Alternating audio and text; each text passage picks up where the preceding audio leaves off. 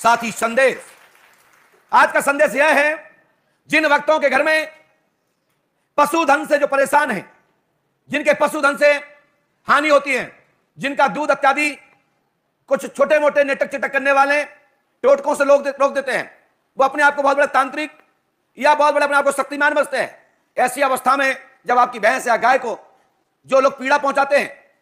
उन लोगों से मेरा कहने का मतलब है कि आप तो 2 कंकड़ उठाइए, 2 कंकड़ उठाइए बिगर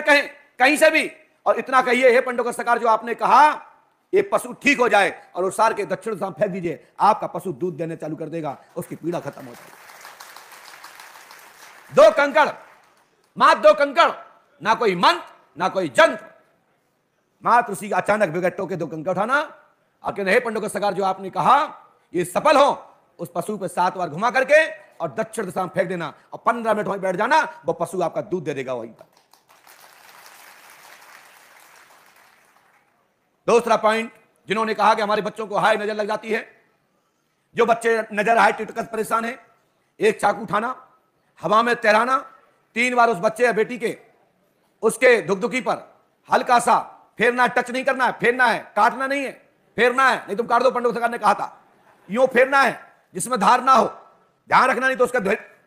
कट हो जाए, बच्चा छोटा होता है, आय तो किसी को लग सकती है, नजर किसी को लग सकती है,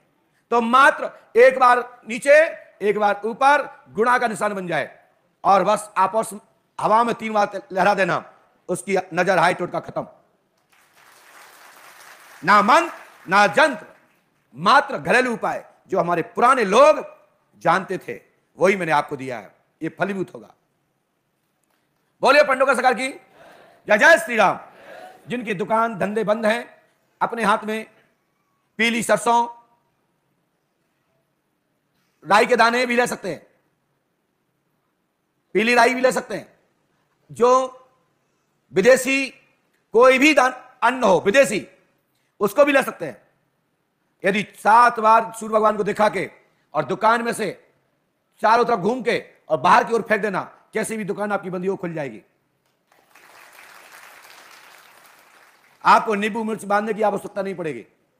और यह भी एक नींबू और मिर्च का जो पुराना प्राचीन हमारे महापुरुषों ने इंद्रजाल और कामाख्या प्रचित्र जादू के गढ़ से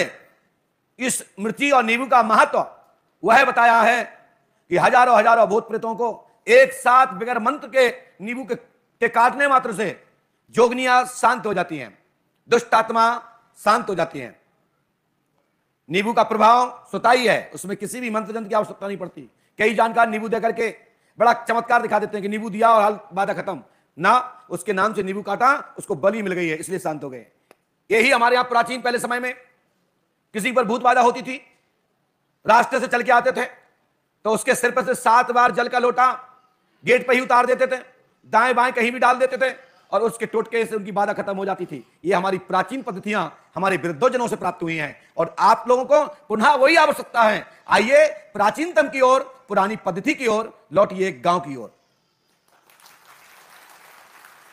श्री पंडों सरकार दरबार में आपके पितृ देवता नाराज हैं। पितृ कैसे पता लगे कि आपके पितृ नाराज हैं? तो अपने एक श्रीफल लीजिए और कहिए, हे पूर्वजों, जो भी हमारे पूर्वज हैं, जो भी प्रेत योनि में है, भूत योनि में है, और आपको यदि हम नहीं पहचान पा रहे हैं, समय पर आपको आहार नहीं दे पा रहे हैं, आपका श्राद्ध नहीं कर पा रहे हैं, तिलांजलि नहीं दे पाए हैं, तो आप कुछ समय के लिए इस नारियल पर बैठ जाएं और कम से कम मुझे 3 महीने तक लाभ प्राप्त होगा,